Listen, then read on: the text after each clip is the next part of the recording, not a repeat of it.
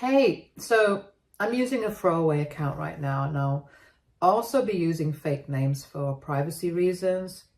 I'll try to keep my posts short, but since there's a lot of context, try to bear with me. Thank you. So I, 26 female, have been married to my husband Nick, 27 male, for a year now. I met him 3 years ago at a work party and we got along really well. So we went out on a couple of dates after that and decided to get into a relationship after a few months. After 3 years of dating, he asked me to marry him and I said yes. We get along with each other's families too. My family consists of my parents and I. I've never had any siblings and my cousins all live in different cities, so we met only on the holidays.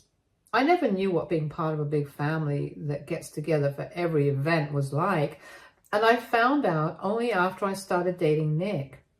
His immediate family consists of his parents, an older sister, Tessa, 30, female, and a younger brother, Alex, 22, male. Alex still lives with his parents in their house, and my in-laws' house is right down the street from where Tessa lives with her husband. Tessa has been married for 5 years to her husband, Mark, 32, male, and they have a 3-year-old daughter, Amy. My in-laws' house is at a location that is easily reachable by most members of my husband's immediate and extended family, like his aunts and uncles and cousins. All of them live in the same city and get together at least once a month, and my in-laws are always the host, so Nick and I try our best to attend. They've always been kind to me, and I'm grateful for that. But since I wasn't used to this kind of tight-knit family and such frequent socializing, I'd get tired really quickly at these gatherings and would want to come back home early, and Nick would get mad. He believes that I get too exhausted too quickly whenever it comes to his family because I'm not used to this. And he thinks that I'm not even trying to understand his family's dynamics, while I think that he's a little too enthusiastic about his family. We've had a couple of disagreements about this over the years, but it's just one of those things that we have to agree to disagree on. So whenever I find myself getting too tired at his family's parties, I drive myself home and he comes back on his own time. Sometimes I have to skip because I'm too tired from work and he has to be okay with it. He hasn't said anything about this arrangement so far, so I figured that he must have been okay with it. I didn't mind his enthusiasm about his family either because this issue only caused minor disagreements between us, but never full-blown fights. So I thought it was fine. Now, about 2 weeks ago, my sister-in-law Tessa asked me to accompany her on a girls' trip to LA with her and her daughter since it was her 31st birthday in a few days, but her husband would be away on a business trip and her friends were all busy with their own work and lives. I liked Tessa because she was sweet to me, but at the same time, I was about to be assigned a really important project in a few weeks, so I didn't want to miss work. But my husband pushed me to go on the trip because once I took up the project, I wouldn't be able to take a holiday for quite a while, and he was right. So I agreed to accompany her, and we were scheduled to take our flight 2 days ago. Tessa had been kind enough to pay for me, so I had nothing to worry about money-wise. We were supposed to stay in LA just for Tessa's birthday weekend and then come back, so I packed for 2 days and a little extra. It was just one bag and that was it. But when I got to the airport yesterday, I realized that Tessa had a bunch of bags and all of them looked ready to burst, as if she was carrying her entire wardrobe inside those bags. She also didn't look in the mood for a party and had a very grim look on her face. She'd asked me to reach the airport an hour early for some reason, but I didn't ask her why. I figured she wanted to beat the traffic, so she wanted me to leave early, and so I did. On seeing the bags, I asked her if she was planning to stay in LA as a joke, but she turned to me and told me that she actually was, with a straight face. I was very confused, so I asked her if she was being serious, and again she said yes with the same face. Then she told me that she'd recently found out that her husband Mark had been cheating on her with one of his friends. I was dumbfounded when she said that, because from what I'd heard, Tessa and Mark had been together since high school, and he seemed to be head over heels in love with her. So for him to cheat seemed very far-fetched. I asked her how she'd found out, and she then told me that one of her friends had spotted him at lunch with his friend, and apparently they'd been hugging and laughing 3 weeks ago. She didn't confront her husband after she received this information, and neither did she ask him anything about it, but made up her mind to leave without a word instead. She booked our tickets to LA a few days before she asked me to accompany her, and once we got there, she'd be living with a friend and needed my help to settle down there permanently. After telling me this, she went back to sulking again. Now, I'm not a relationship expert, but I'm pretty sure that a man hugging another woman could be platonic as well. And Tessa hadn't even seen this firsthand. A friend had told her about it. So it seemed really ridiculous to me that she was leaving him over something as petty as this without even trying to address the issue and talk to him about it to find out the truth. She just jumped to the conclusion that he was cheating, and because of that, not only was she leaving him, but she was also taking his daughter away without his knowledge, and that seemed too close to abduction for me to be comfortable with. I wanted to call the cops, but I wasn't sure what good it would do, since she had every right to take her child with her wherever she wanted to, and I also didn't want to meddle without letting Mark know about the situation first. So I decided to go to the ladies' room, and from there I made a call to Mark to warn him about what was about to happen. I filled him in on what Tessa had told me, and just as I'd suspected, he hadn't been cheating. And that hug had been totally platonic. He told me that he was reuniting with a friend of his from his college days who was finally getting married after years of waiting and bad relationships. So that was a purely platonic celebratory hug that Tessa's friend had misconstrued. In fact, Tessa had even known that he was meeting an old friend for lunch. I asked him if he wanted me to call the police to stop Tessa from leaving, but he said that he didn't want to get the cops involved, and just like me, he thought it'd be pretty pointless since, as Amy's mother, she had full custody of her and could choose to take her wherever she wished to. Unfortunately, he wasn't in town at the time and was away on a business trip, so Tessa had been serious about that part. When I told him what his wife was trying to do, he started panicking and hyperventilating and told me to hold her off for as long as possible, and he tried to talk to her and stop her from leaving however he could. I told him that I'd try my best and then went back out. Once I came back out and found Tessa, I was shocked to find Nick standing beside her as well. I'll admit I'd totally forgotten to contact Nick in crisis mode because at the time it felt more important to warn Mark instead. I made my way towards them, and I deduced that Nick must have been in on Tessa's plan and was going to accompany us as well, because otherwise he wouldn't have pushed so hard for me to join Tessa on the trip. He even said, "Surprise," when I saw him, but I was still struggling to keep a smile on my face given the circumstances.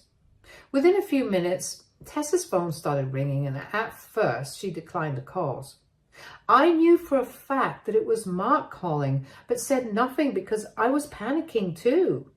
She finally answered the call the fourth or fifth time and spoke to Mark. They ended up getting into a fight once Mark confronted her, and Tessa was loud enough to attract a lot of weird looks. But I, for one, was glad that Mark was addressing the situation and kept praying that she'd choose to go back home instead. I couldn't hear Mark's side of the conversation, but judging by Tessa's replies, I assumed that he must have threatened to take her to court and tried to scare her into dropping the plan, which is what she did eventually. Nick and I had been silent for the entire duration of the call. But as soon as Tessa hung up, she turned on me and started screaming on me about how I was a snitch and said that she'd never trusted me anyway. She accused me of ruining hers and her daughter's lives by forcing her to stay with a cheater and called me a bunch of names. I didn't want to argue with her, so I ignored her and tried to leave, but was stopped by Nick, who looked really annoyed and asked me what I'd done. By then, Tessa was sitting and crying while people continued to stare at her.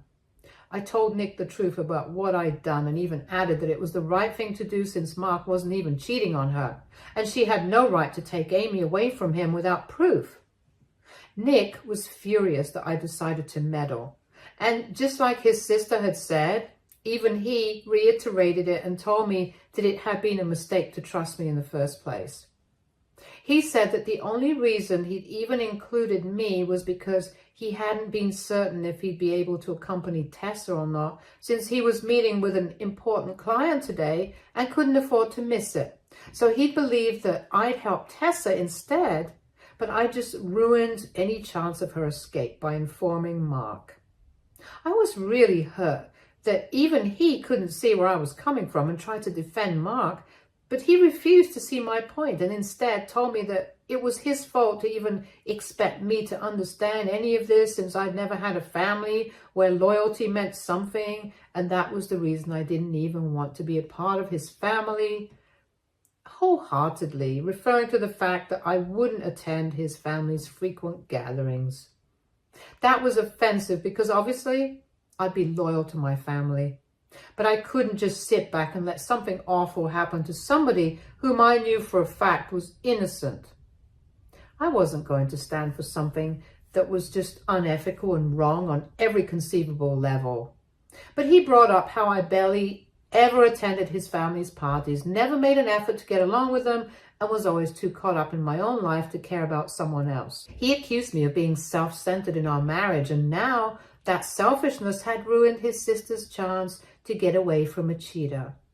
At that point, I blew up at him and told him that he and his sister never should have involved me in any of this if they really believed that I was that selfish and untrustworthy. If he didn't want me to meddle in this, then maybe he shouldn't have told me to accompany Tessa in the first place. I then told him to take a hike and then stormed out of the airport, took the first cab I found, and headed straight to my parents' place. I've been here since then and haven't heard from Nick or Tessa or even Mark for that matter after I got here. I told my parents what had happened and they've tried their best to comfort me, but I still just feel so lost and upset. I don't understand what to feel right now. AITA for meddling with Tessa's plan to take her daughter away and preventing that by informing Mark about it? Update 1. Hi everyone, I'm sorry about the late update, but the past few days have been really busy and tense for me, so I haven't been using my phone much. First of all, thank you so much for being so nice to me and reassuring me that I wasn't the villain here.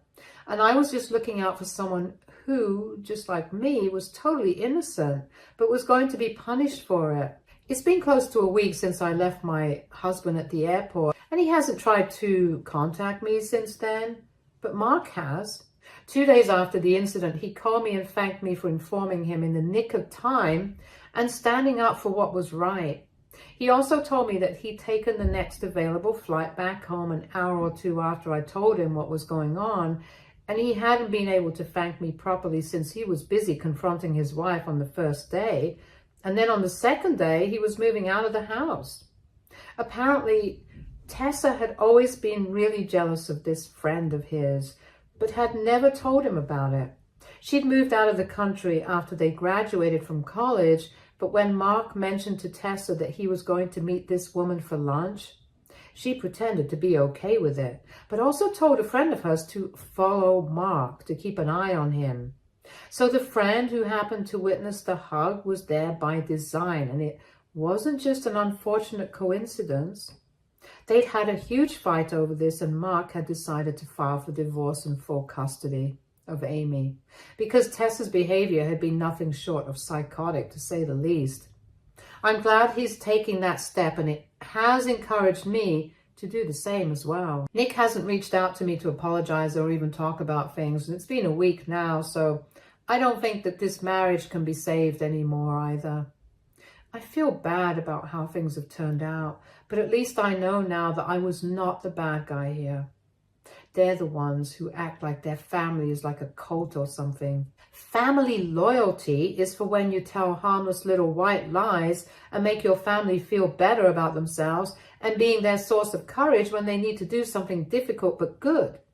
Covering up for your sister and helping her make a run for it just because she suspects her husband has cheated because he hugged a friend in a happy moment, no less. And taking away someone's daughter from them isn't included in my definition of family loyalty, at least. If Nick and his sister want to play the victim here, then they're welcome to, but I'm not going to entertain this act at all. I've already told my dad about my decision to file for divorce, and they seem content I've decided to leave. They told me that they were proud of me and were actually looking for the right time to suggest a divorce themselves. I wish I could tell Nick that this is what a healthy family looks like. Not whatever organized cult they have going on for themselves right now, where they only care about their own blood with little to no concern about ethics, morals, or other people in their lives. So I spoke to a friend of my dad's who's a divorce lawyer a few days back and told him about my situation and that I wanted to file for divorce. He drew up the papers in about 3 days, and today I finally did it. It's been a little over a week since the airport incident, and Nick still hasn't spoken to me, and honestly, now I really wish that he doesn't speak to me ever again. I have nothing to say to him, and I can't imagine that he'll have anything to say that will make our marriage salvageable. He's made his choice, and so have I. The only regret I have is that I didn't make this choice any sooner. But better late than never, right? I'm still living with my parents, but I've also started looking for apartments near my workplace, which happen to be far, far away from my old house. I can't claim that house in the divorce since it was a wedding gift from my in-laws, but it's fine. He can have it. Neither do I want the house back, and nor do I want my husband back. I'm better off without both. Update 3. So, big day today because Nick was served today. I didn't think that he would care because, like I said, he didn't make the effort to speak to me and resolve things after our big fight at the airport. But apparently he does care and wants to mend our relationship. It's just that he cares for all the wrong reasons, and I genuinely don't know how I didn't ever see this side of him before. He called me up today and demanded an explanation, and I told him point blank that he hadn't thought that it was important to speak to me after the fight and apologize to make things right. So now I didn't think it was important for me to stay with him anymore. And I wanted to get out of this marriage. He told me that he'd been waiting for me to apologize, which was just ridiculous because I hadn't even done anything wrong. He was the one who had accused me of being selfish and untrustworthy and just stood by and watched while his sister called me derogatory names in front of strangers. He was the one who was helping Tessa do something really disgusting and unethical. So really, there was just no way I was in the wrong here, and he and his family couldn't just gaslight me into believing otherwise. I'd already spoken to normal people and I knew the truth. He argued that I was being difficult and said that this is not how families work. He demanded that I stop the divorce proceedings, come back to him and try to mend the relationship instead of running away from the situation. Not because we loved each other, but because in his family, divorce was unacceptable and went against his family values. Let me just repeat this for emphasis. He didn't want me back because he loved me, but again, because that's what his family wanted for him. His family wanted him to do something, which is why I had to adhere to it as well. And mind you, he didn't even apologize to me.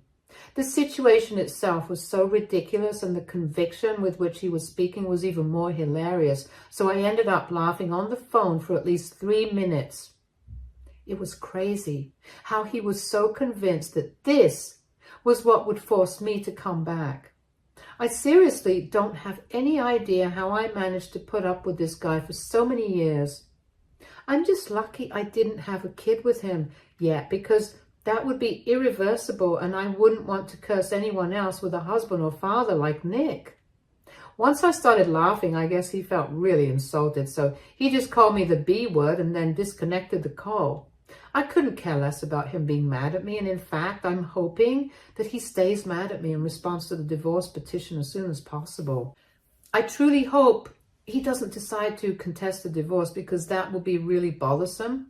And I just want to move on from this as soon as possible. It's been a few hours and he hasn't tried to call or text me yet, so I'm still hopeful that he's given up. But you never really know. I'm just going to keep praying that he leaves me alone. On a happier note, I did speak to Mark a few days back, and he told me that his divorce is going just the way he'd expected it to. So that's for everyone who was asking about him. Amy's just fine as well, and she's living with Mark's parents for the time being. Update 4. Hey guys, so it's been quite a while since I posted here, almost 2 weeks. But these past 2 weeks felt like an eternity, if I'm being honest. When Nick realized that he couldn't convince me to come back, he first took to bombarding me with texts the next day onwards, but then I blocked him. So he decided to talk to my friends and bother them instead, but I found a solution for that as well. I just told him exactly what had happened and instructed all my friends to block him immediately.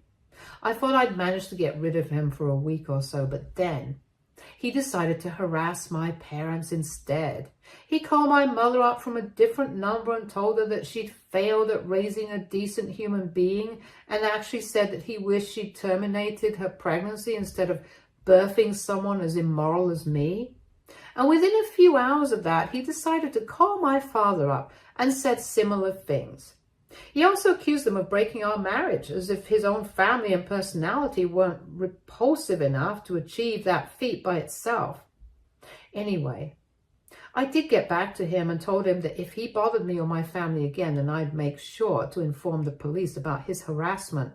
The only reason I hadn't already was because I was too busy, but I swear I would have done it if I had the time or the patience to deal with the hassle. He argued with me on the phone, and we had a nasty argument, but at least he stopped bothering us after that. He isn't contesting the divorce either, which is a huge relief, because that means I'll be out of here faster. I've already moved into a new apartment, and we'll probably go back in a few days to collect my clothes. I'll definitely take a male friend along, because I do not trust this psycho. I'll finally be rid of him in a few months. Stay tuned for more stories from Our Girl Relationships.